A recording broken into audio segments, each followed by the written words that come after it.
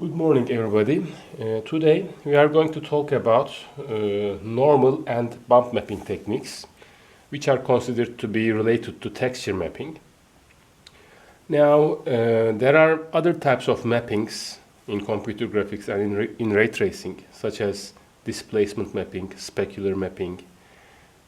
So many other mapping techniques exist, but the idea for these particular two techniques is that we pretend to have an increased geometric detail without actually having such increased geometric detail. So the geometry will appear to have been more complicated and more detailed, have higher polygon count, by us manipulating the surface normals. So by manipulating the surface normals, what I mean is that, let's say we have a sphere. Okay, so this sphere is, imagine a smooth, a simple reflectance, a single reflectance value, KD value. Okay, so if you actually render this sphere exactly like that, it's going to appear to be flat. Okay, smoothly changing light due to the variation of the normals. But now let's say you have a texture, and this texture contains some extra details, okay? Such as this could be, for example, the world map. But not the real world map, but a normal map is created from the world map. So let's say world map normals. So what does it mean? The variation, the contents of this map will tell us to use what normal value to use at every point on the sphere. So normally in a sphere, what we do, okay, let's take an example. This point, this is a point P on the surface, and this is our center of the sphere.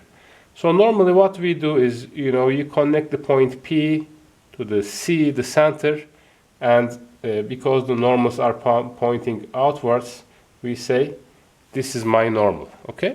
So we do it at every point. So P1, P2, repeat this process. So this becomes the normal, N1, N2. Now, with if we have a normal map, okay, it could be world map or some other input texture, what we do is, instead of using these geometric normals, we take the normals from the texture. Okay?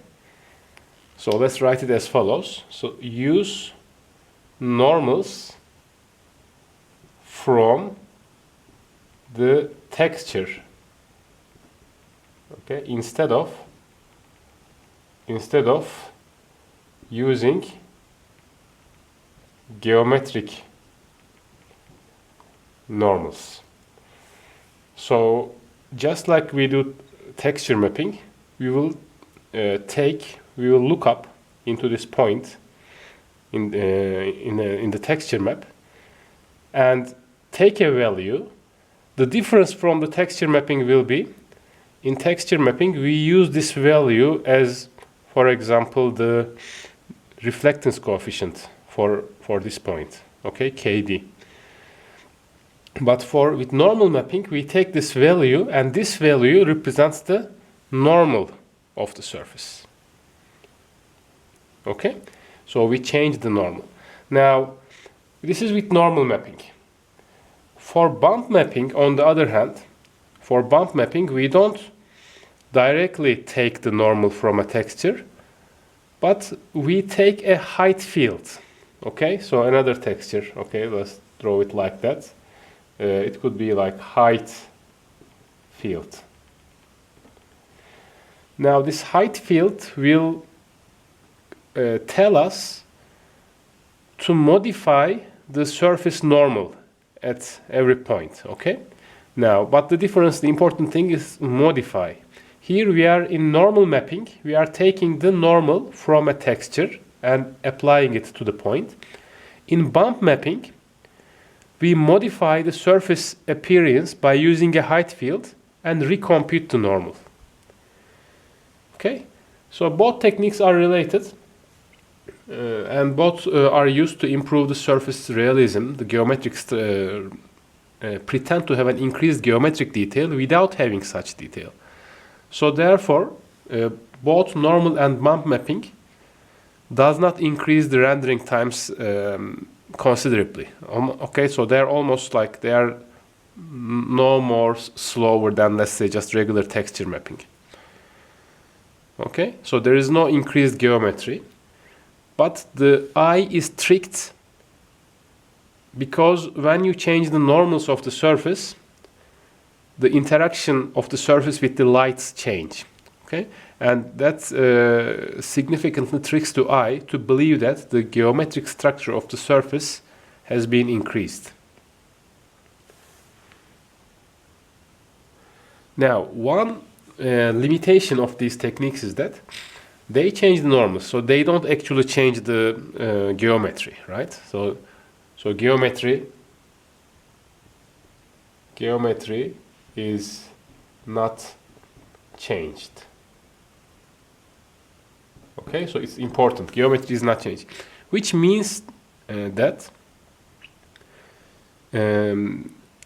the appearance changes will not cause like things like self-shadowing. Okay, because I'm changing the normal, it's not going to, the surface is not going to start casting shadows on itself because the geometry is not changed.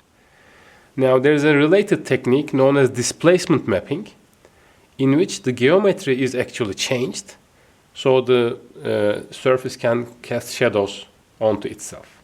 Okay, but displacement mapping changes the geometry, and it's a more difficult technique to apply in the case of a ray tracing scenario. It's usually used with shaders, in particular vertex shaders. In our case, we are going to focus on these two, normal and bump mapping.